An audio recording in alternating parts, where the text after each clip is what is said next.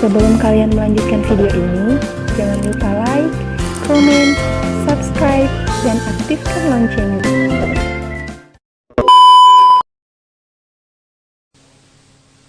Part B. Directions. In this part of the test, you will hear longer conversations. After each conversation, you will hear several questions. The conversations and questions will not be repeated. After you hear a question, read the 4 possible answers in your test book and choose the best answer. Then, on your answer sheet, find the number of the question and fill in the space that corresponds to the letter of the answer you have chosen. Remember, you are not allowed to take notes or write in your test book. Go on to the next page.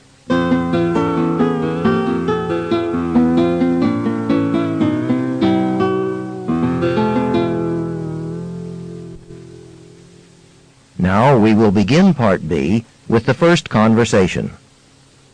Questions 31 through 35. Listen to a conversation between a student and her professor.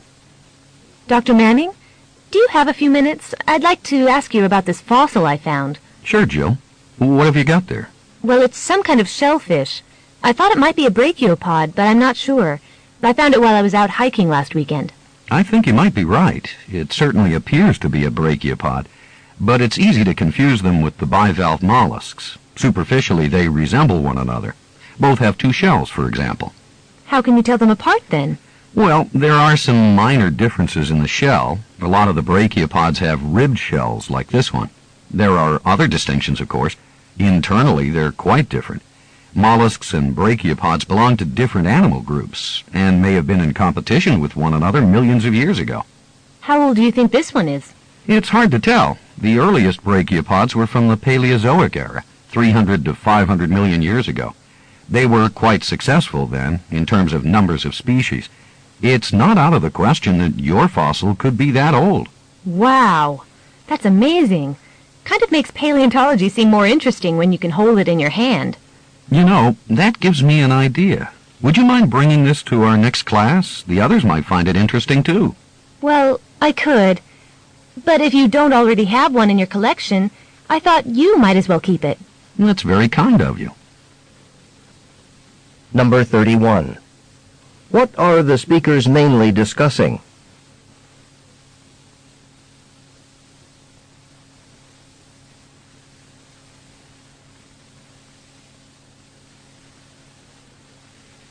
Number 32.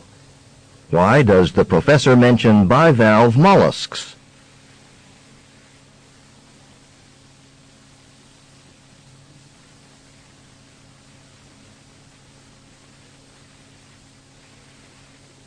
Number 33. Why does the professor think the fossil might be a brachiopod?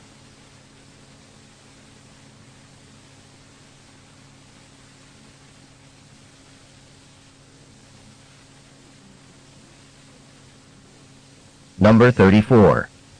What does the professor say about the age of the fossil?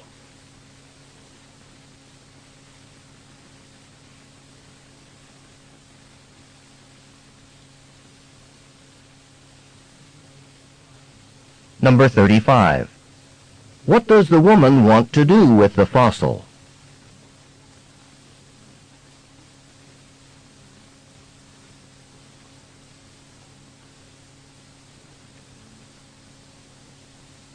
Questions 36 through 39. Listen to a conversation between 2 students. I'm so relieved. I just finished the story I was working on for our creative writing course. I haven't quite finished mine yet. I had trouble getting past the beginning. How come? Well, I was really happy to be writing a detective story, but after the first few pages I sort of froze up mentally. I just couldn't write anymore. The same thing happened to me. I thought it meant I lacked imagination. Well, Professor Wilson says it's pretty common for writers to get stuck like that. You went to talk to her about it?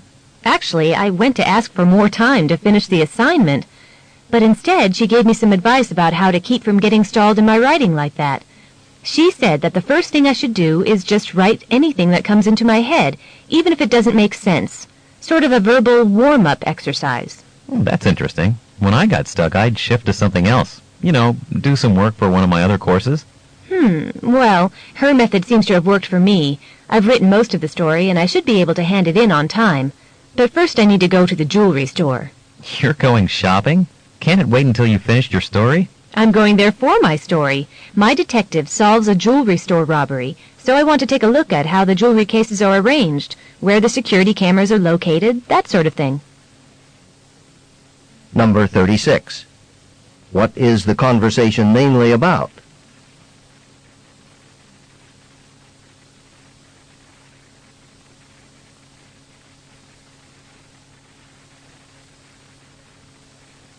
Number 37. What was the woman's problem?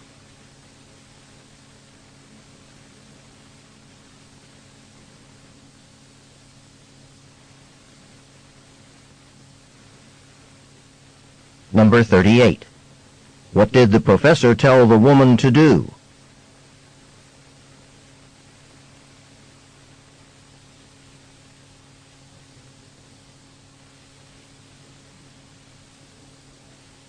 Number 39. Why is the woman going out?